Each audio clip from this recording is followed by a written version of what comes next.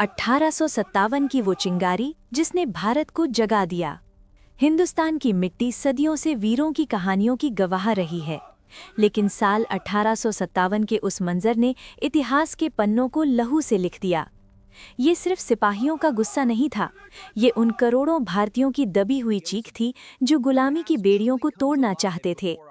ये वो साल था जब भारत ने पहली बार अपनी मुट्ठियां भींची और अंग्रेजी हुकूमत की आंखों में आंखें डालकर कहा, ये देश हमारा है।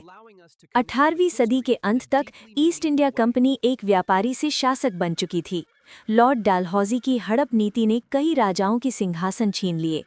किसानों पर लगान का ऐसा बोझ डाला गया कि उनकी पुश्तें कर्ज में डूब गईं। भारतीय सैनिकों के साथ भेदभाव आम बात थी। हर तरफ असंतोष की आग सुलग रही थी। बस इंतजार था तो एक चिंगारी का। वो चिंगारी 1857 की शुरुआत में एनफील्ड राइफल के रूप में आई। जब सैनिकों को पता चला कि नए कारतूसों में गाय और सुअर की चर्बी का इस्तेमाल किया गया है, तो उनकी धार्मिक आस्था पर गहरी चोट लगी। मंगल पांडे ने बैरकपुर में इस अन्याय के खिलाफ पहली गोली चलाई। वो गोली सिर्फ एक अफसर को नहीं लगी थी, बल्कि उसने सोए हुए भारत को जगा दिया था। 10 मई 1857 को मेरठ के सिपाहियों ने बगावत का झंडा बुलंद किया और दिल्ली की ओर कूच कर दिया। अगली सुबह जब सूरज निकला तो विद्रोही लाल किले के सामने खड़े थे। बूढ़े मुगल सम्राट बहादुर शाह जफर को भारत का शहंशाह घोषित किया गया। अब ये विद्रोह एक राष्ट्रीय क्रांति बन चुका था। क्रांति की ये आग पूरे उत्तर और मध्य भारत में फैल गई। झांसी, जहां रानी लक्ष्मीबाई मैं अपनी झांसी नहीं दूंगी के उद्घोष के साथ रणचंडी बन गईं। कानपुर, जहां नाना साहब और तात्या टोपे ने फिरंगियों के पसीने छुड़ा दिए। बिहार, जहां 80 साल के वीर कुंवर सिंह ने अपनी उम्र को मात देते हुए गंगा की लहरों में अपनी कटी हुई भुजा अर्पित कर दी।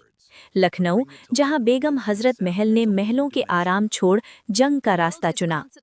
इतने साहस के बावजूद हम 1857 में पूर्ण आज़ादी नहीं पा सके। हमारे पास आधुनिक हथियारों की कमी थी और पूरे देश में नेतृत्व बिखरा हुआ था। कुछ रियासतों ने डर या लालच में अंग्रेजों का साथ दिया। अंग्रेजों के पास रेल और टेलीग्राम जैसी तकनीक थी, जिससे उन्होंने तेजी से विद्रोह को कुचल दिया। विद्रोह के बाद अंग्रेजों ने जो तांडव मचाया वो रूह कांप देने वाला था। हजारों लोगों को तोपों के मुंह पर बांधकर उड़ा दिया गया। बहादुर शाह जफर को रंगून भेज दिया गया, जहां उन्होंने अपनी आखिरी सांसें लीं। भले ही 1857 की क्रांति विफल रही, लेकिन उसने ईस्ट इंडिया कंपनी का अंत कर दिया।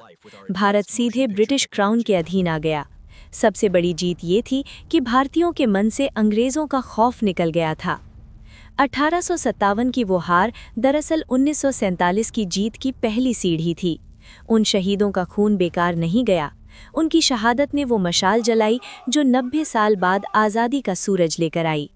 इतिहास गवाह है, क्रांतियां हमेशा जीत से नहीं, बल्कि उस जागृति से अमर होती हैं जो वो पीछे छोड़ जाती हैं।